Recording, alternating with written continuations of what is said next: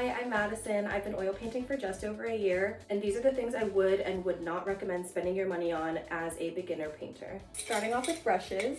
Painting has been a hobby of mine since I was really young, so some of these have just been accumulated over time, but a lot of them I have acquired in the last year. First thing I will say, use what you have. If you happen to have any brushes, even if they're just like cheap brushes that came in like a pack from the art store, like that's totally fine. I don't think that you need fancy brushes, honestly, like ever, but especially when you're first starting out. Brushes aren't going to really like change that much about the art process if you don't really understand how paint moves or works yet. So I would definitely recommend just practicing with whatever you have and just learn how to paint first before investing a lot of money on fancy brushes that aren't really going to change your experience that much. These are some of my favorite brushes, and I got them secondhand. I bought these from a secondhand art store, so I would definitely look up one of those in your area if you're new to painting. You can get so many things from a secondhand art store for so much cheaper. I want to say these brushes were like $2 each. Maybe they had different prices. I feel like some of them were like 75 cents. So very inexpensive. And also something I kind of love about these brushes is that they're like very well loved. These ones especially, they're like very used, kind of stubby, but something about them just makes them so perfect for certain things that I like to do. So like this one is great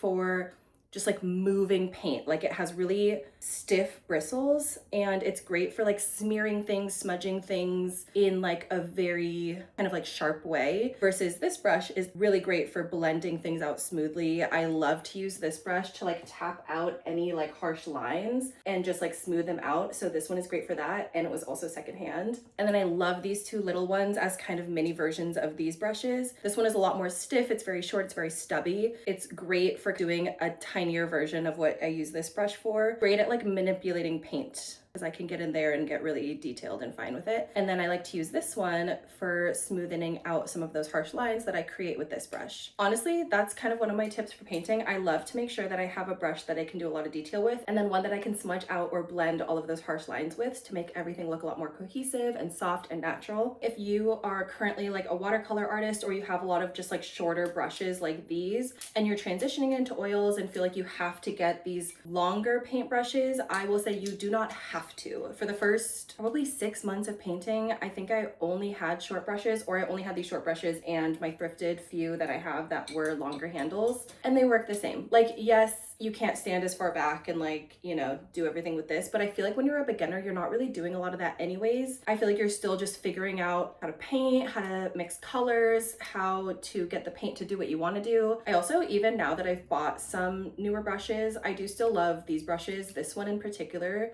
because it's so teeny tiny. My sister-in-law gave this to me years ago and I love it. I often use this brush to sign my name at the end of every painting. My older brother and my sister-in-law gave me a Blick gift card for Christmas last year, so I used it to buy these brushes. They're the Utrecht brand. I use gouache paints that are Utrecht brand and I really like them, so I ended up going with these brushes. I did some research, but also kind of just went on like feel and vibes and what I felt like I wanted. My painting instructor loves a filbert, so I wanted to pick up a couple of filberts.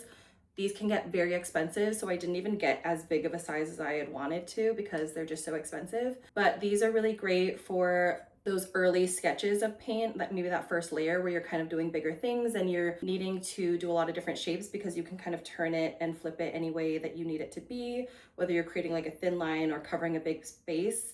These are great. And then I love a lot of detail in my painting, so I love teeny tiny little brushes, and these have been really great. But even since buying these, I find myself gravitating to my secondhand brushes a lot still. So again, use what you have. You definitely do not need to buy new brushes if you already have some, but I would recommend getting one of these if you're new to oil painting. This can be used for mixing paints. I feel like using one of these to mix paints makes it a lot easier to compare the color you're mixing to your reference photo. And when you put it right over that reference photo, you can really tell whether the color matches or not. Versus if you're mixing paints with your brush, the color of the bristles might influence the color of the paint. And when you put it in front of your reference photo, it may not be quite as accurate as it could be. I also feel that when I mix paint with a brush, the brush kind of eats up some of that paint and ends up getting wasted. So using one of these is helpful to eliminate some of that paint waste. Let's talk about paint. I've been taking a few painting classes throughout this year. I started last January, continued through most of that, like winter and spring, took a break for summer and then took another class in the fall. So it's really helpful for me to just keep all of my paints in this baggie and be able to just like haul it with me to the paint classes. Just like those brushes that I bought, the first brand of oil paints that I got were the Utrecht brand. I feel like I like these. My painting instructor recommends Winsor & Newton. His philosophy is that if it's been around a really long time, it's probably good. He feels there's something to be said about a brand being able to withstand the test of time, and I trust him. I'll put a list of colors that I would recommend getting as a beginner. And if you're wondering how you're supposed to mix some colors based on this list, check out my color mixing video where I teach you how to mix any color using just primary colors, brown and white, no black paint needed. I really feel that this color list is like as minimal as it could be. There is a method where you use even fewer colors than this,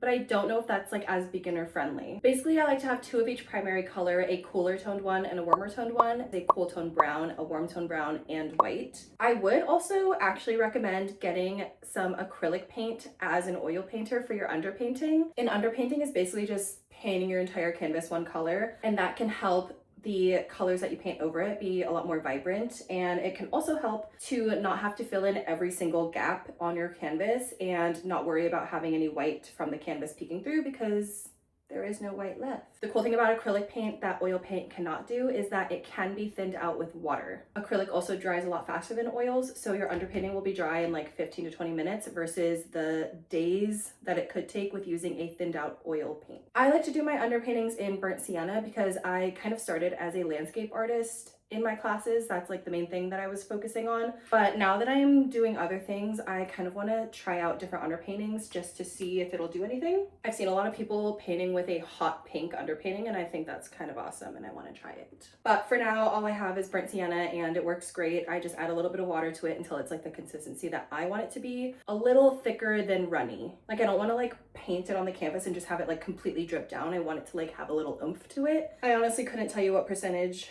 paint and water it is. It's just a feel thing. It's vibes. You just got to try it out. Along with acrylic for the underpainting, I also like to use a watercolor pencil to do the sketch. I used a watercolor pencil for this painting though, and I did the sketch before the underpainting, which I don't usually do, but I sketched this as a gift for someone and I wanted to show them that like I'm behind on the gift, but the sketch is done and like this is what it's gonna look like.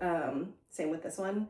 This painting is now almost done. It's like got a little bit more to do, but this will look similar to this one soon. But that was kind of stupid of me because my acrylic paint that I put over the sketch as an underpainting is watered down, and water on watercolor pencil, yeah, it smeared it a little bit. Don't be like me and paint your watercolor pencil sketch over the underpainting. Again, that's what I usually do. This was for a gift, so I kind of did things out of order and I didn't really think about it. But if you're gonna do your sketch directly on your canvas, definitely just use a regular pencil. I use a watercolor pencil because that's what my instructor told me to do. I'm not 100% sure why. I think it's so it's like easy to erase. You can just like smear some water on it and go. I don't really know if there's another reason. I like to get my watercolor pencil in the color Burnt Umber. I use this for all my under sketches. Another thing that I think is really important is to use gloves while you're painting. My instructor has really emphasized this point, especially if you're planning on this being like a long-term hobby or even a career of yours, use gloves. Oil paints have a lot of toxic chemicals in them, and even if you just get a little bit of it on your skin, those chemicals can enter your bloodstream. So definitely use gloves to protect yourself. I like to use this one because I have pretty bad eczema on my hands, so I will actually like use these almost as like a hand treatment where I put like lotion on or Vaseline over any of my like really bad eczema patches, and then I'll put these gloves on, and then for like 3 hours my hands are just soaking in all of those lotions and Vaseline, and works great. So I like to use nitrile gloves, and these are from CVS. They say they have like oatmeal in them for soothing. I don't know how true this is, but these are just the gloves I get all the time. I do also recommend like a bigger brush for your underpainting. You can get away with using smaller ones, I have, but this might save you a little bit of patience. My painting instructor recommended getting a color wheel. He actually recommended getting an analogous color wheel. I never really use this, so depending on how new to painting you are, I may or may not recommend spending money on one of these. If you have a hard time like remembering what the primary colors are or what their complementary colors are, I think complementary colors are a really great thing to just like know as a painter, as an artist. I think for me, color is one of the most fun parts of art, and knowing which colors look best together can be very useful. So this is a maybe. Something that scared me a lot about oil painting was all the different kinds of mediums it seemed like artists were using, and I just didn't really understand what any of them were or how they worked. My instructor told us to get a linseed oil to speed up the drying process, and then like a solvent or a terpenoid for cleaning your brushes. Also, if you would want to do an underpainting with oil paints, this is how you would thin it out, is with a terpenoid. Pretty much my first day of class, someone who had taken his class many times and was just like a lot more seasoned of an oil painter than I was,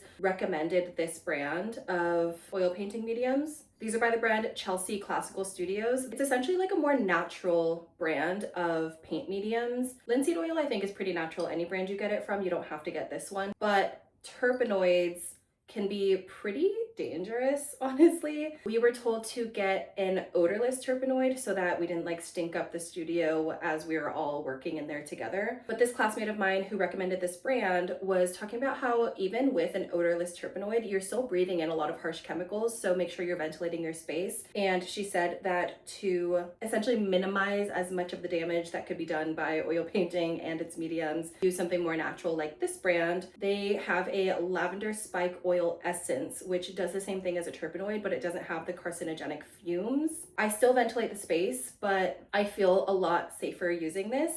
It also does still have a smell. It's kind of more of like an essential oil smell, but it tells me that I might need to ventilate my space a little bit more if I can smell this too much. So I actually appreciate that it still has a smell, just so I can know whether my space is ventilated well enough. Like I said, this is for cleaning and this is for speeding up the drying process. Basically, anytime you're painting, you can dip your brush in your oil paints and then you can dip it in a little bit of this. I like to just pour some directly on my palette and dip my brush in a little bit of it before I put it on the canvas, and it'll kind of just like mix it in itself. Some people do like to go ahead and like prep their paints and mix in a little bit of this before even like starting their painting process. To each their own, nothing wrong with either method. To clean your brushes with this, I actually just like dumped this entire bottle into one of these. This is a silicoil brush cleaner. It's a glass jar with a plastic lid, and then there's a metal coil inside. So when I'm done painting for that session, I'll take all of my brushes that I use. I'll actually first wipe as much paint off as I can on just a paper towel, and then I'll take whatever paint is left on that brush, run it through this coil, and then bring it back to the paper towel, wipe all of that off. Do that until I'm not seeing any paint on the paper towel anymore. And then I will actually just use a little bit of Dawn dish soap and do a final wash of my brushes, and then just let your brushes fully dry before your next painting session. For my painting palettes, I just like to use these disposable palettes. I find it a lot easier. I like to just tear one of these out and tape it down onto my workspace. I find that that works best for me, and then at the end of the painting session or when I'm done with the painting, I can just rip it off and throw it in the garbage. I have been seeing a lot on TikTok that oil paints can like spontaneously combust in the trash, like if they're on paper and stuff like that, or even just like your paper towels that have any paint mediums or paint on them can catch on fire. Be as safe as you can. Get a metal trash can. I don't currently have one, and I have been oil painting for over a year and this has never happened to me, but I've started seeing that discourse on the internet and it's kind of freaking me out a little bit. Do with that information as you will. When I was first starting out, I really liked these canvas boards for painting. I liked that it was like a really hard surface to paint on, and it doesn't really have like the give of a canvas because it's just a board. I get these at Blick. I don't remember how much they are, but you can buy like a pack of them for a pretty decent price. And sometimes Blick has things on sale, so that can make them even better. They're also so thin and easy to store. They're not going to take up quite as much space if you're just like kind of going through them more quickly as you're practicing and learning and getting to know the paint. One day my parents were out walking the dogs and they stumbled upon a bunch of free canvases just out on the sidewalk. Obviously they called me and I came out to help them drag them all back home. They were basically just these packs of Blick super value canvases, and I've been painting on these for a while and they work great. I believe even from Blick, these aren't like super expensive. I will say for a beginner, I don't really recommend that much canvas prep. A lot of people might tell you like, oh, gesso and like the little like wooden things that you put in the back to like stretch your canvases, and like that all is great, nothing against it, but I just think that when you're a beginner, it's not necessary. I think the main role of gesso as prep is to not see the canvas underneath. I personally love seeing the canvas underneath. Like I love the texture of it. I like to remember that like someone made this thing with their own hands. So when I see a little canvas texture peeking out, I love that. In terms of canvas prep, really all I do is the underpainting and the sketch. I don't really do anything to tighten the canvas or make it less textured.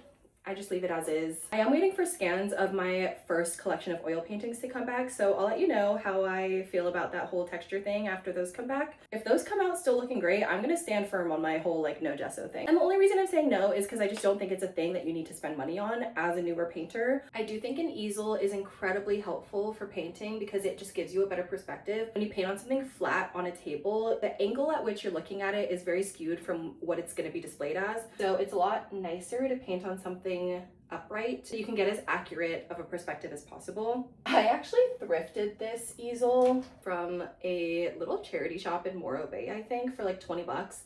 It had like a Bob Ross branded sticker up there, so it was like some kind of Bob Ross collection. I really like that it's like a tabletop easel because it just might be a little more versatile or work a little bit better depending on your space and how much of it you have. I do have a standing easel that's also thrifted. My parents got me that one. I think they said it was like $13 or something, but it needs a little bit of TLC, so I haven't been using it. And this has honestly been pretty great. My one qualm with it is these little like rubber things right here. I don't know what the purpose of them is, but they kind of just like make things a little bit wobbly sometimes, and I don't really love them. So if you can find one without those little things, I'd recommend that. I just like don't know why they're there. The ones in my painting class do not have that, and I like that a little bit better. But like I said, I thrifted this one. That would definitely be a tip. Look for easels at thrift stores and save some money. I should also say I love this palette box that I have. It's the Masterson oil painting palette box. It basically just helps to preserve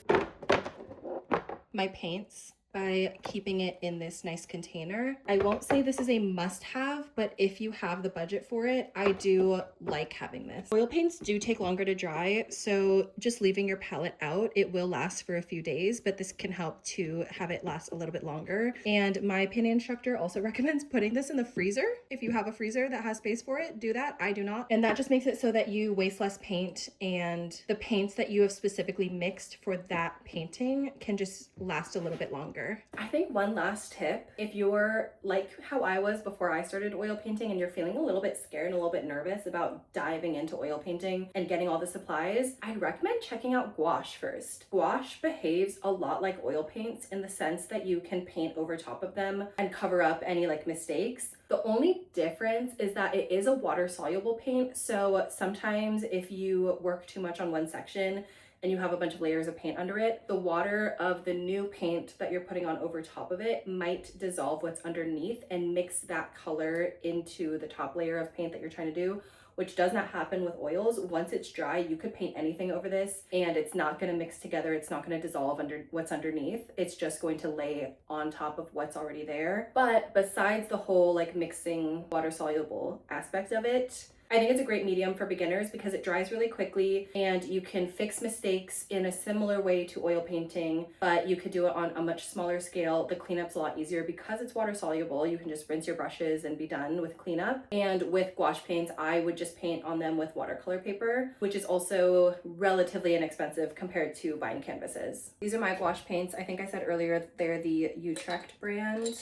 This one is Winsor & Newton, but they even come in tubes that look a lot like oil paints. So it just like feels like a similar process. I was painting with gouache for a few months before I finally took the leap and decided to learn how to oil paint. And I think it was really helpful for kind of just understanding some of the chemistry of paint. And I keep saying like how paint moves. It's hard to explain unless like you just like give it a try and see what I mean. As you keep practicing with paints, you kind of just like understand the thickness of it or the way that you can manipulate it, and you really do start to see the way paint moves and the way it mixes. And I feel like once you've kind of learned about paint's qualities and properties, it's a lot easier to paint with them because you've understood them, you've mastered them, you know how they move, you know what to do and what not to do, and that just comes with a lot of trial and error and a lot of time and practice. Besides gesso, I feel like one of the main other things I wouldn't recommend spending money on as a beginner is varnish. You're not really going to need that until honestly like a year down the line, a couple years down the line, when you might need to like bring a little life back into that painting. I only recently invested in varnish, and that was because I want to start selling prints of some of my canvases, and I think that varnish just kind of helps to even out the shininess and some of the color of the canvas. Sometimes oil paints can dry in slightly inconsistent ways, and sometimes there's like a little patch that's a little shinier than others, and I feel like varnish just kind of helps to even all of that out.